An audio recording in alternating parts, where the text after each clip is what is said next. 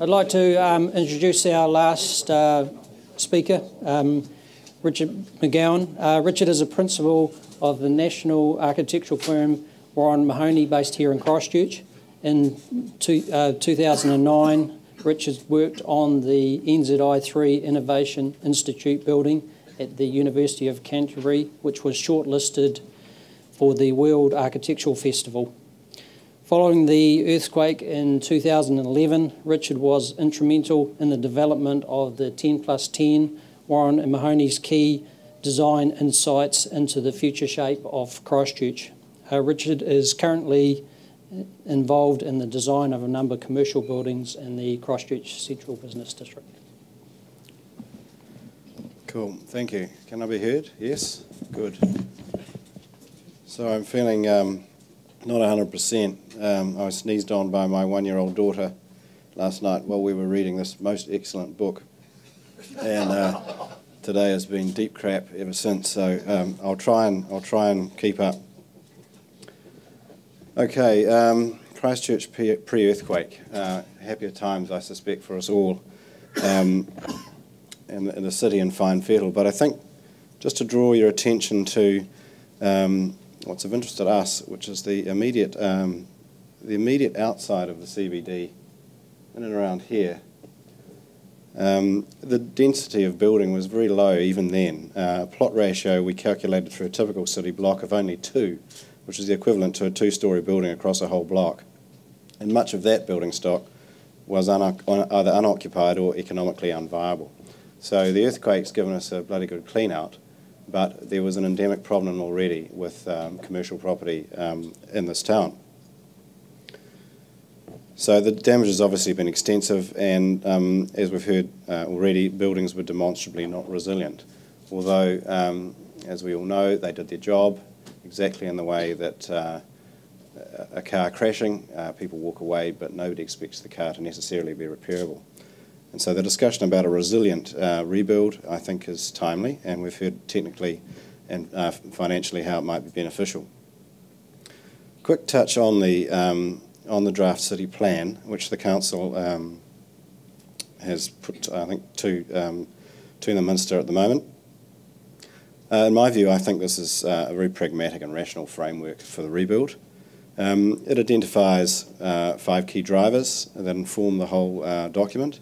Firstly, a green city, an upgraded Avon River corridor with more tree-lined streets and a new network of neighbourhood parks, which is fine. Stronger built identity, a lower-rise city with strengthened urban design controls. And I think this plot ratio of 2 that we had indicates that a low-rise city is really all we have in mind. We are really just a big Ashburton and not a small Melbourne.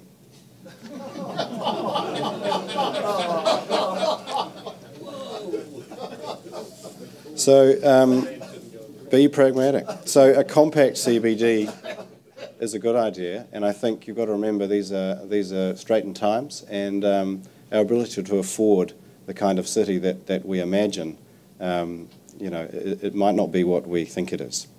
Okay, so compact CBD, the ability to work, live and play in the city, and an accessible city for all.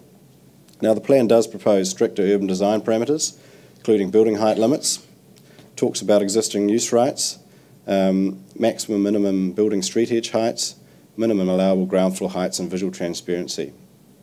All of that seems reasonably intelligent thinking to my view. It promotes the arrangement of the central area into precincts, which we also support.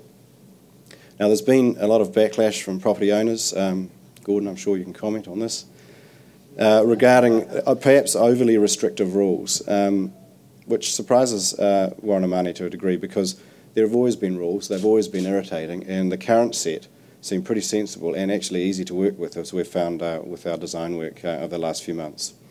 The big deal is that land values will be readjusted, and I think that's where property owners are struggling. They're blaming perhaps the city plan, where the event itself is what's wiped off property values. Stuff's worth nothing now. Anything we build is going to increase value. So in our mind, we see 2 major concerns. Firstly, and importantly, the cost of reinstating buildings will result potentially in rental levels that are not affordable. and land values will be forced to take up the slack, and nobody's happy with that as a central city landowner. Secondly, the focus of the rebuild, replacement buildings will struggle to be viable if they're not grouped together initially. If one wakes up a new building in the middle of some of the devastation we've seen, it will struggle to get a tenant on board and get them going. So that needs to be programmed. So what had we been dealing with? Obviously an 1800s stone language of building, and I think we're astounded that any of these buildings still remain. But following that, a whole post-war concrete language, which is very appropriate to the Canterbury Plains in that we are a great big alluvial riverbed. So it's not surprising really that the penetration of steel hasn't been great.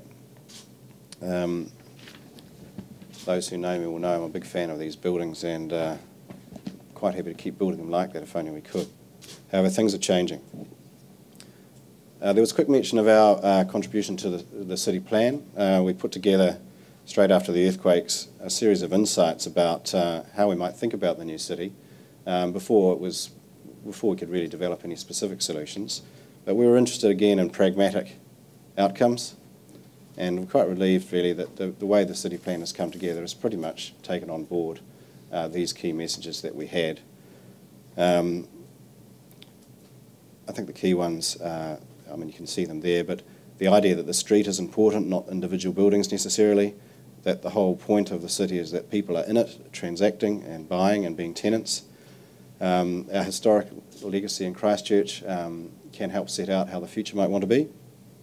And the idea that, again, individual icon buildings, you know, we're not interested in those necessarily. We're interested in really good whole street scenes, whole blocks of good.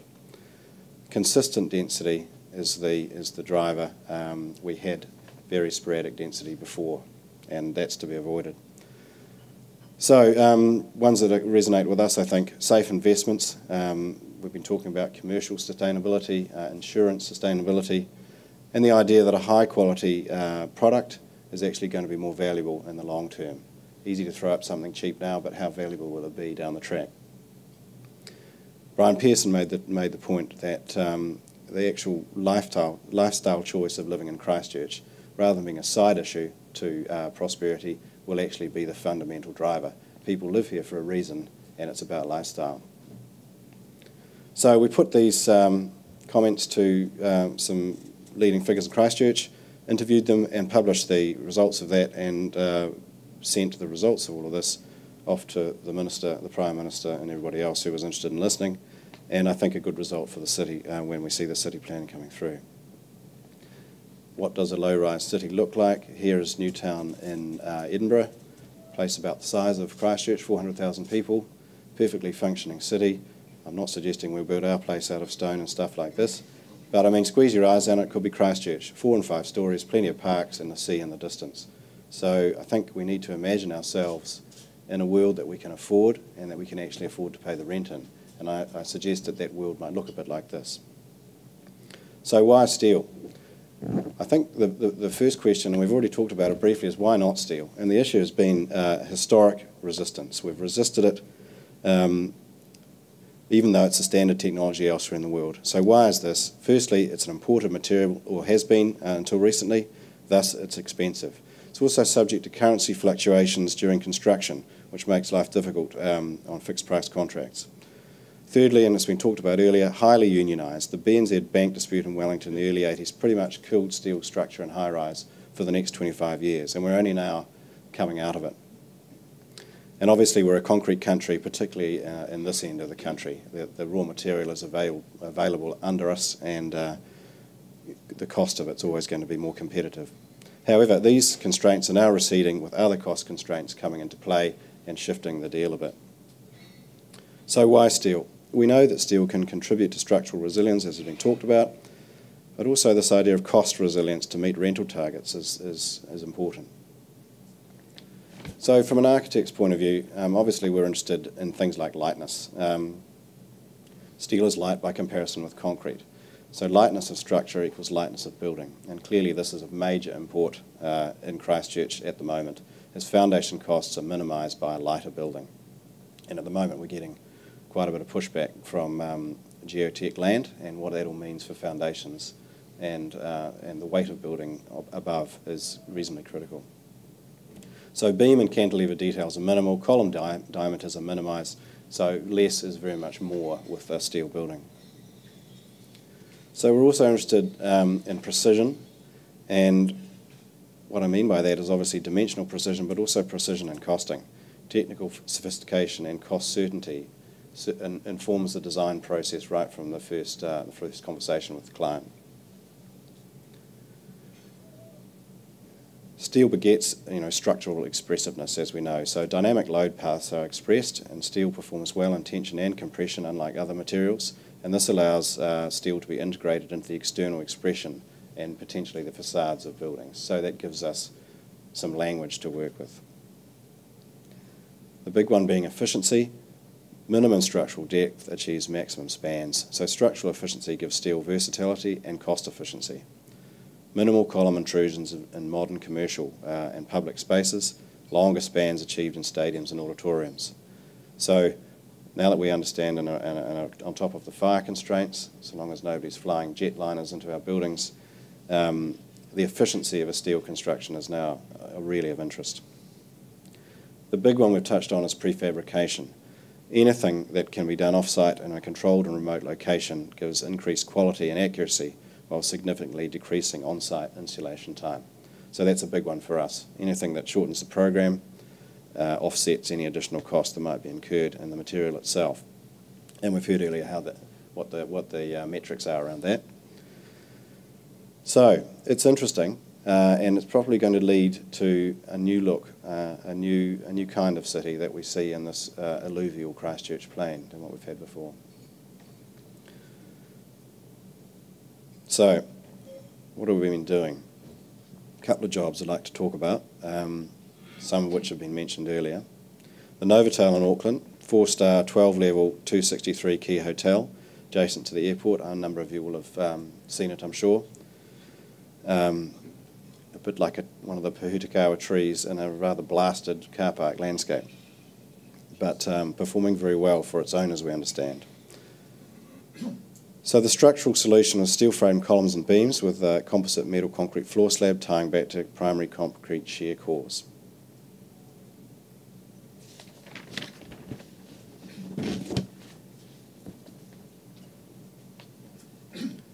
So it was conceived originally in concrete. The steel structure was selected in response to major time constraints. The whole thing needed to be up and going before the World Cup, and a lot of time had been wasted at the front end, as is usual with such jobs, getting permissions and so on. So while the foundations were in progress, the steelwork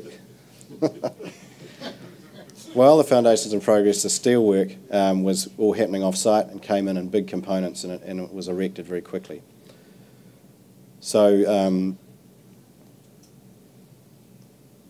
you can see in this slide the two levels, big levels of public floor space are actually suspended from the level 3 structure.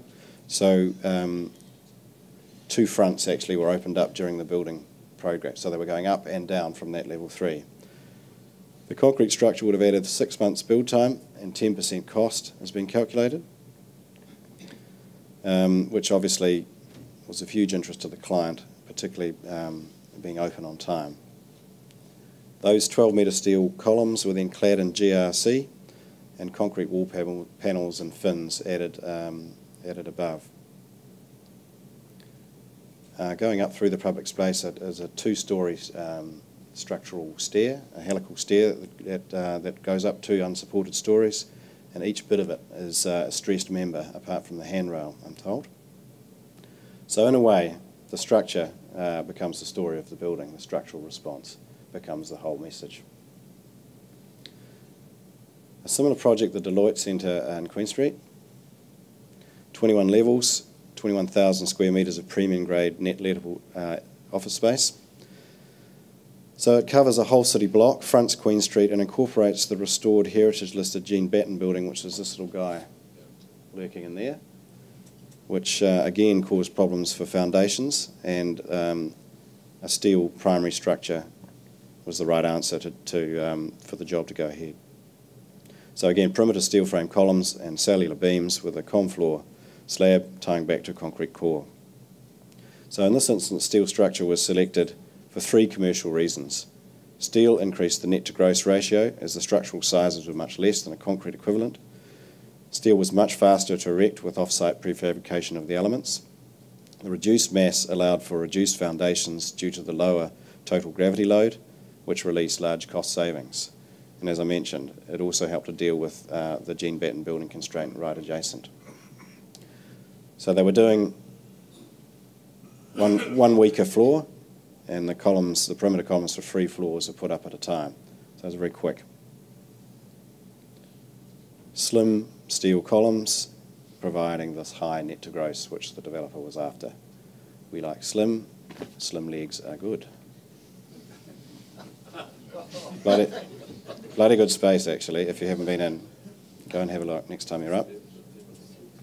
Locally, the NZI 3 building at the University of Canterbury on Craik Road, 2,300 square metres of research centre for information and communications technology. Its mission is to take innovative ideas from the lab and transform these into solutions for industry. So there's a big overlap between the commercial world and the academic world in that particular building. So the lower level acts as an arrival space for public display and interaction, and above this is a large flexible workspace for postgraduate students, staff and private sector research personnel. Now the briefed upper floor of the building, because it was clearly 2 floors, was considerably larger than the lower floor, and it also required a column-free interior workspace. So this provided an opportunity for a structurally exciting response, and after an exploration of how we might approach all this, resulted in a building of cantilevers rather than columns. So the steel achieved 2 outcomes, one of which was not me talking to her. External frame and cantilevers. The top floor is a pair of fabricated trusses that runs the length of the building and are tied back to these big in situ piers that you see. Column-free space was achieved straight away. And in keeping with the brief for innovation, the steel trusses were rendered explicitly visual to highlight the expressive and dramatic structural solution, to provide the legible form of the building. So what it looks like just emerged from these decisions taken about structure pretty much. So again, the structure was the story. Survived well in the earthquake. We only had damage to ceilings, along with most other people. So what are we up to now? Got quite a bit on at the moment. Bit touchy-feely as people are finding their way with insurance and funding and borrowing and all that stuff. 2 Cathedral Square, the BNZ building site. In a way, this has started life as an existing use rights exercise to quickly arrive at a solution that would structurally work, but also would demonstrate that the existing use envelope of the building, which actually is quite curious, you can see it was ground plus 3 plus a tower, and this extra floor, proportionally a bit wonky, was added in as an extra down the track on the original building, so we've occupied that same envelope. Now it's highly likely, we think, that when the design progresses that it might revise to be a shorter building perhaps, but with bigger floor plates, given that the area is available and that's what tenants are demanding. So again, it's a composite construction, steel frames and shear walls with some K-bracing elements charging up. A similar sort of structure and strategy to the Deloitte building, with a little more in the way of shear wall out the front.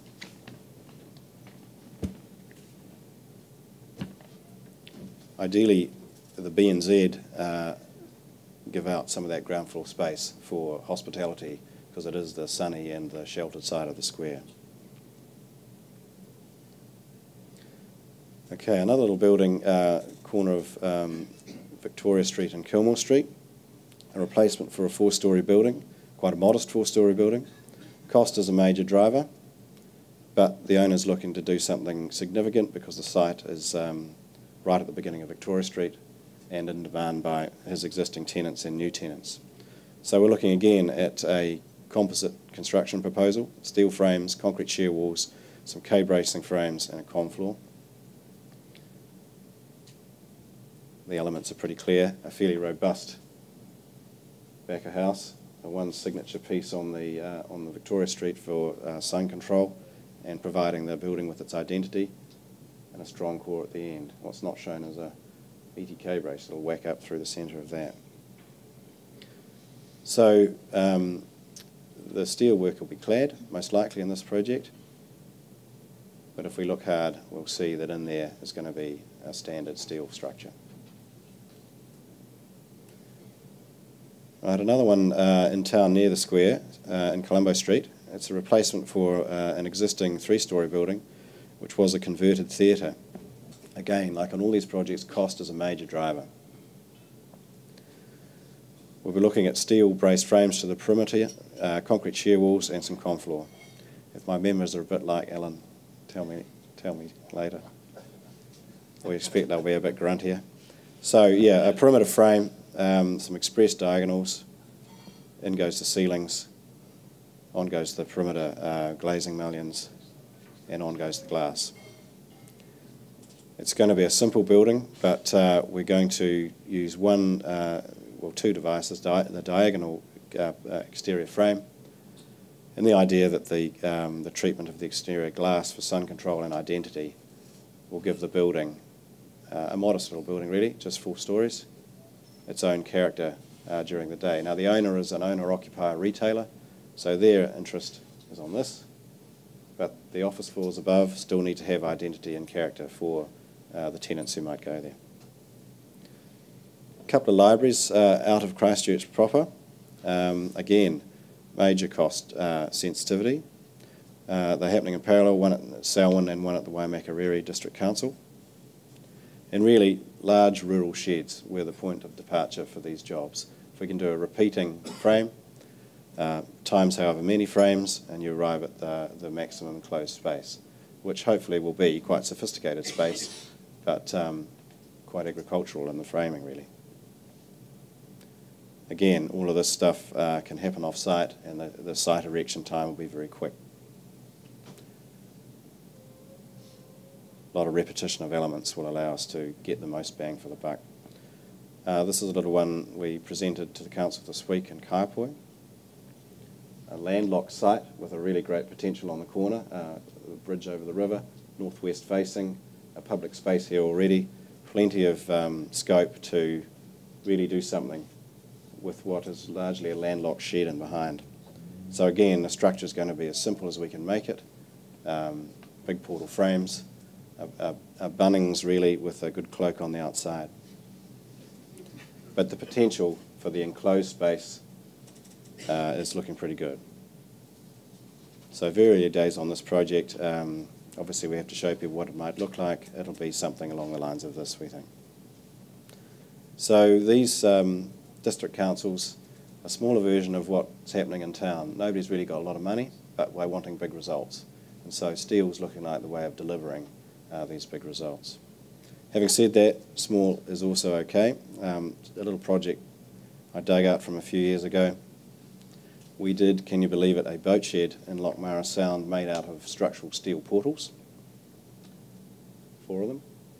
This is because the client was very keen, having got an existing resource consent when they bought the property, to have these little side shutters fold up on both sides with gas struts, so that when you're inside the shed during the day, throwing some eggs on the stove or whatever, you can see out in all directions. So immediately we have no bracing, and we start thinking about a prefabricated steel portal frame made up in the yard, which suited, of course, the remote location. If you can barge in something that's largely already made, throw it together. These were what they were looking like in the yard. Quality control looked a bit marginal at this point, but all the bits fitted because they pre-erected the whole thing, so there was no drama there. And as you see, heave those frames off the barge, and the assembly time on site, which is the most expensive part of a remote job like this in the Sounds, as I'm sure you know, was quick. So the net result, these fabulous gas strut operated shutters, which allowed them to use the boat shed for boats, but also as a day room when they're there on the site.